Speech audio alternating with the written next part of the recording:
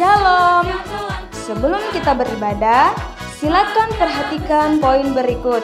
Yang pertama, tinggalkan semua aktivitas seperti bermain. Yang kedua, siapkan Alkitab. Yang ketiga, siapkan hati dan pikiran. Yang keempat, ambil posisi duduk yang baik dan tenang. Selamat beribadah.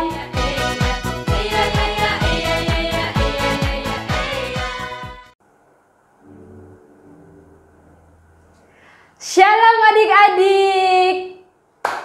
Nah, kembali lagi bersama dengan kami di Sekolah Minggu Sola Gracia Ministry. Nah, adik-adik, puji nama Tuhan kalau kita bisa bersama-sama lagi memuji nama Tuhan, mendengarkan cerita firman Tuhan.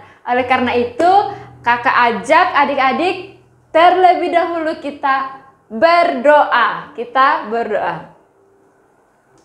Tuhan Yesus, kembali kami bersyukur pada saat ini Engkau telah menjaga kami dari sepanjang kehidupan kami hingga pada saat ini. Bapa yang baik, kami akan mau memuji dan memuliakan nama-Mu, bahkan mendengarkan cerita firman-Mu. Tuhan, Engkau memberkati kami dan melindungi kami dari awal, pertengahan hingga pada akhirnya. Di dalam nama Yesus kami berdoa kepada Bapa di surga. Amin. Nah, adik-adik, Yesus adalah Raja segala bangsa. Bagi benua Australia, Amerika, bahkan Afrika. Oleh karena itu, kakak ajak adik-adik kita nyanyikan lagu Yesus Raja segala bangsa.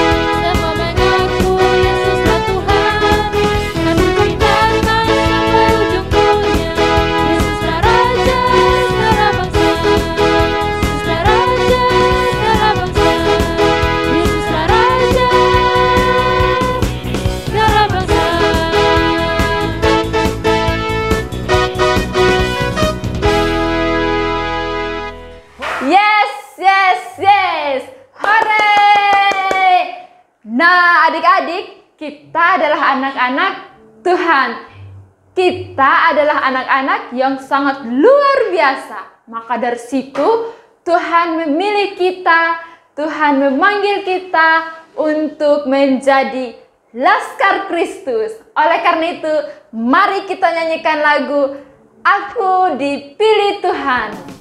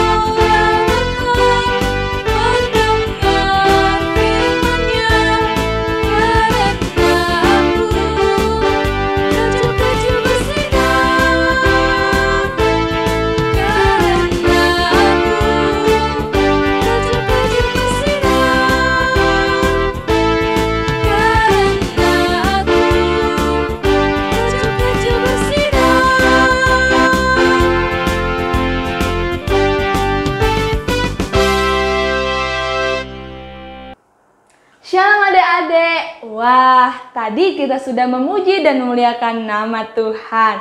Nah, tiba saatnya kita semua akan mendengarkan kebenaran dari firman Tuhan. Namun sebelum itu, kakak ajak kita semua untuk berdoa. Mari kita lipat tangan, tutup mata, dan tunduk kepala. Kita berdoa. Terima kasih Tuhan Yesus untuk setiap kebaikan Tuhan dalam kehidupan kami. Terima kasih untuk pemeliharaan Tuhan dalam kehidupan kami. Sehingga pada kesempatan ini Tuhan, kami anak-anak-Mu mau mendengarkan kebenaran dari firman-Mu. Kiranya Engkau memberkati setiap kami supaya kami dapat mengerti apa yang Tuhan ingin sampaikan kepada kami anak-anak-Mu. Kami serahkan waktu ini hanya ke dalam tangan-Mu Tuhan. Inilah doa dan seruan kami yang kami alaskan hanya dalam anak-Mu Yesus Kristus. Kami telah berdoa dan mengucap syukur. Amin. Nah, adik-adik, di sini kakak akan bercerita tentang seorang raja yang benar-benar takut akan Tuhan. Dia taat dengan Tuhan dan dia adalah orang yang sangat baik hati. Namanya adalah Raja Hizkia. Namun adik-adik, pada suatu hari Raja Hizkia ini jatuh sakit dan ia harus terbaring di tempat tidurnya. Inilah adik-adik, Raja Hizkia sedang terbaring lemah di tempat tidurnya. Iya, Raja Hizkia ini sedang sakit bisul. Ya, bisul. Penyakit bisul ini pada saat itu memenuhi seluruh tubuhnya Raja Hizkia, sehingga Raja Hizkia tidak bisa bangun dari tempat tidur dan ia hanya bisa berbaring, menangis, dan dia selalu menjerit kesakitan. Aduh, sakit, karena bisulnya ini semakin hari semakin membengkak. Nah, adik-adik, ternyata banyak sekali dokter-dokter yang berusaha menyembuhkan Raja Hizkia ini. Namun, tidak satu pun yang dapat menyembuhkan penyakit Raja Hizkia ini. Sehingga tidak ada obat-obat yang dapat menyembuhkan penyakit ini. Sehingga penyakit ini semakin hari semakin memperparah keadaan Raja Hizkia. Sehingga pada suatu hari, adik-adik, datanglah seorang bapak-bapak datang ke istana. Dia bilang seperti ini kepada pengawal, "Saya ingin masuk ke istana dan menemui raja." Nah, pada kesempatan itu, pada saat itu juga, bapak itu dipersilakan masuk. Wah, kenapa ya bapak itu langsung dipersilakan masuk ya adik-adik? Biasanya kalau di istana itu, seseorang itu dihalangi karena dia bukan anggota dari istana itu. Ternyata bapak-bapak itu adalah Nabi Yesaya. Nabi Yesaya ini dikenal oleh orang-orang yang ada di istana itu, termasuk Raja Hizkia. Itu sebabnya adik-adik, Nabi Yesaya ini bisa keluar masuk istana dengan bebas. Karena pasti ketika dia masuk ke istana, dia akan menyampaikan pesan dari Tuhan kepada Raja Hizkia. Adik-adik, ternyata benar. Nabi Yesaya menemui Raja Hizkia yang sedang sakit. Ternyata Nabi Yesaya membawa pesan dari Tuhan. Nabi Yesaya bilang begini, "Tuanku, saya membawa pesan dari Tuhan untuk rajaku." Ternyata pesan itu berbunyi seperti ini adik-adik. "Tuanku, Tuhan telah berkata kepadaku pesan untuk raja, yaitu bahwa umur raja tidak lama lagi." Pada saat itu adik-adik, Raja Hizkia yang sedang sakit ini, sedang terbaring lemah ini, dia tiba-tiba kaget. "Hah?" Dia berseru seperti itu. "Kenapa? Kenapa seperti itu?" "Oh tidak, saya tidak mau," dia bilang seperti itu. Tetapi Nabi Yesaya berusaha menenangkan Raja Hizkia. "Tenanglah rajaku, tenanglah." Ketika Raja Hizkia mendengar kabar itu, dia langsung membalikkan badannya, dia menangis sekeras-kerasnya. Nah, Nabi Yesaya yang melihat Raja Hizkia yang menangis itu, dia sangat sedih. Dia sangat prihatin terhadap Raja Hizkia. Karena Raja Hizkia sudah sakit. Kemudian dia mendengarkan kabar berita yang disampaikan Tuhan kepada Nabi Yesaya. Kemudian Nabi Yesaya pergi meninggalkan Raja Hizkia. Setelah Nabi Yesaya meninggalkan Raja Hizkia ini seorang diri di kamar, kemudian Raja Hizkia ini menangis dan ia berseru kepada Tuhan, "Oh Tuhan," sambil menangis, "ingatlah aku Tuhan jangan biarkan aku mati sekarang." Ia terus berdoa sambil menangis. Tiba-tiba, tok tok tok tok. Siapa yang datang itu? Nabi Yesaya kembali menemui Raja Hizkia di dalam kamarnya. Kemudian wajah Raja Hizkia sangat berseri-seri kepada Nabi Yesaya. Kemudian Nabi Yesaya berkata kepada Raja Hizkia, "Tuanku Raja." Kemudian Raja Hizkia membalikan badannya kepada Nabi Yesaya. Nah, Nabi Yesaya berkata kepada Raja Hizkia seperti ini, "Rajaku, jangan sedih lagi. Tuhan telah mendengar doamu. Sebelum saya keluar dari istana, ternyata Tuhan berbicara kepada saya bahwa Dia akan menambahkan usia kepada rajaku selama 15 tahun lagi." Nah, setelah mendengar itu, Raja Hizkia sangat gembira dan ia sangat mengucap syukur kepada Tuhan. Setelah 3 hari berlalu, Raja Hizkia ini sembuh dan ia kembali beribadah ke rumah Tuhan seperti biasanya yang ia lakukan. Nah, adik-adik, apa yang adik-adik dapat dari cerita tadi tentang seorang Raja Hizkia? Nah, yang kita dapat dari cerita tadi adalah kita sebagai orang percaya diajarkan untuk berpengharapan teguh pada Tuhan. Kita selalu mengandalkan Tuhan seperti Raja Hizkia. Dia sangat mengandalkan Tuhan sehingga ia tidak pernah meninggalkan berdoa. Dia selalu berdoa kepada Tuhan. Seperti dia sedang sakit, dia tidak mengandalkan segala macam orang-orang. Contoh, dia tidak berpengharapan kepada dokter, kepada para orang-orang yang menyembuhkan, tapi dia percaya penuh kepada Tuhan melalui kuasa doa.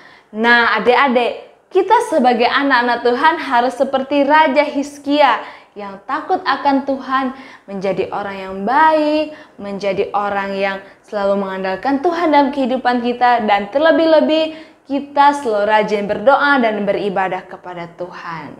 Sekian cerita pada hari ini. Kiranya kita semua diberkati oleh Tuhan melalui cerita ini. Nah, namun sebelum kakak tutup cerita pada hari ini, kakak ajak kita semua untuk kembali berdoa. Kita lipat tangan, kita tutup mata, dan kita tundukkan kepala. Tuhan Yesus yang baik, terima kasih Tuhan untuk firman-Mu yang boleh kami dengar pada hari ini. Terima kasih Tuhan, Engkau masih memberikan kami kesempatan sehingga kami menjadi anak-anak Tuhan yang boleh takut akan Tuhan, yang boleh selalu mengandalkan Tuhan dalam kehidupan kami. Kami selalu berpengharapan kepada Tuhan, kami selalu berdoa kepada Tuhan, kami senantiasa beribadah kepada Tuhan. Tuhan Yesus yang baik, kami serahkan seluruh kehidupan kami hanya ke dalam tangan-Mu. Inilah doa dan seruan kami yang kami alaskan hanya dalam anak-Mu Yesus Kristus. Kami telah berdoa dan mengucap syukur. Amin. Sampai jumpa lagi adik-adik. Dadah.